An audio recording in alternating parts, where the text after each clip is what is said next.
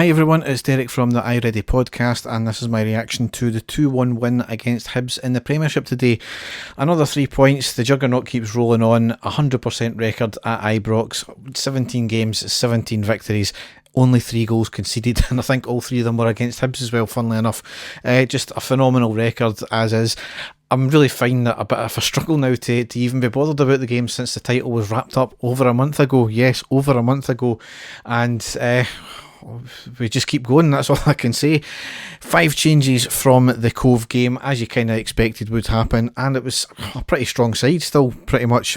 No Defoe at all today. He was given special dispensation to miss the game. I'm not too sure what that is, but I hope everything's okay there. And no Balogun either, because he had picked up a wee knock, I believe. So, but it was still a fairly strong team that we put out.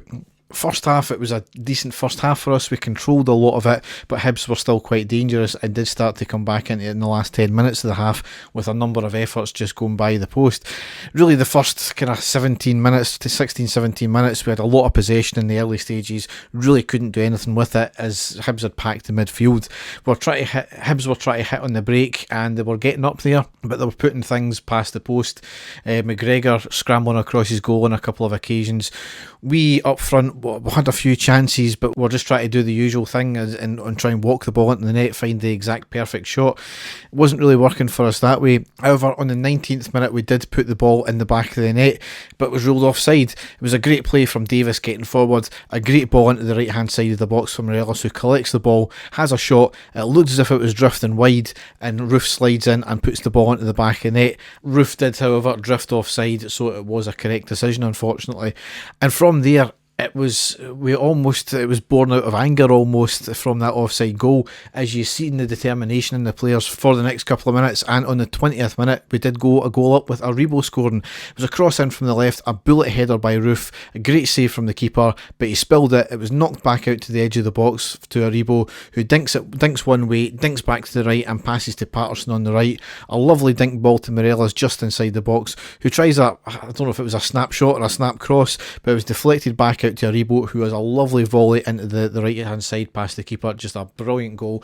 Great technique from Aribo there. Great determination from every player there. As I said, it was almost as if their tails were up after the offside goal. They had a point to prove. We were on the ascendancy at that point as well. We had turned the screw.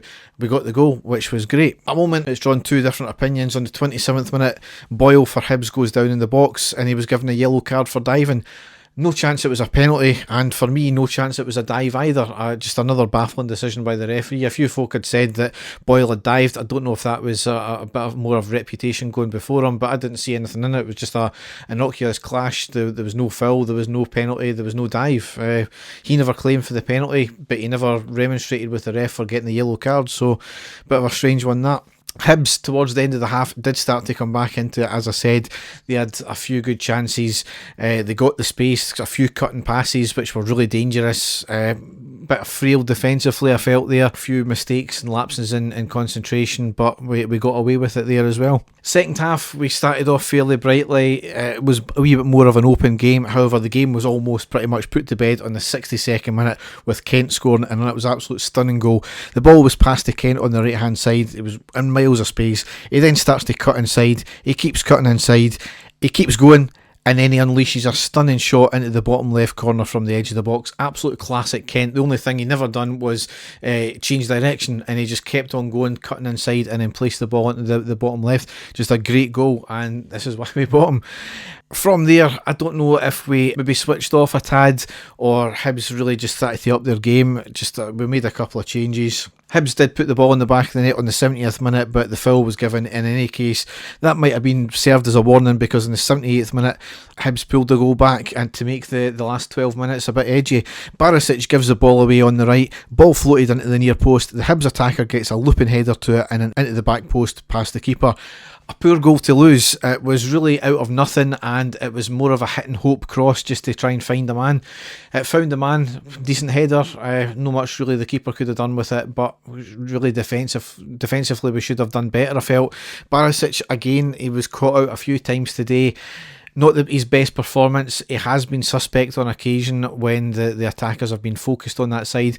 We've obviously seen in the last few games the opposition attacks focused on the opposite side when we've had frailties there with Balogun playing, with obviously the youngster and Patterson playing. But this time it was Barisic's turn to take a bit of flack. Need to tighten up certainly for the next game against Celtic, but we'll see what happens there. It did make it a nervy last 12 minutes, but there was really no need to be, because Hibs really never done anything. We made a couple of changes, and that was really about it. So absolutely delighted with the 3 points. Disappointed to lose the goal there, but it's the 3 points that matters all the time. We're certainly on track to get the 100 points or over in the league this year, sitting on 90 goals I believe as well. Disappointing to lose a clean sheet, but can't really have any grumbles nonetheless. We've got to take it as face value that the league's over. We've only got the cup to go to, so we'll see what happens. It sets us up though for the next game, which is meant to be next Saturday at 4 p.m. That's against Celtic in the 4th round of the Scottish Cup. Obviously, with the sad passing of Prince Philip, his funeral has been arranged for that day as well. 3 o'clock, I think it is. There's going to be games called off or postponed or delayed till later on in the day or earlier on in the day. I'm not too sure how it's going to pan out, but obviously we'll find out when we find out. Dave and I will be back with another podcast. We are recording on Thursday, so it'll be probably out in the early hours of Friday, if not later on Friday. Obviously, by that time we'll find out what's happening with the game.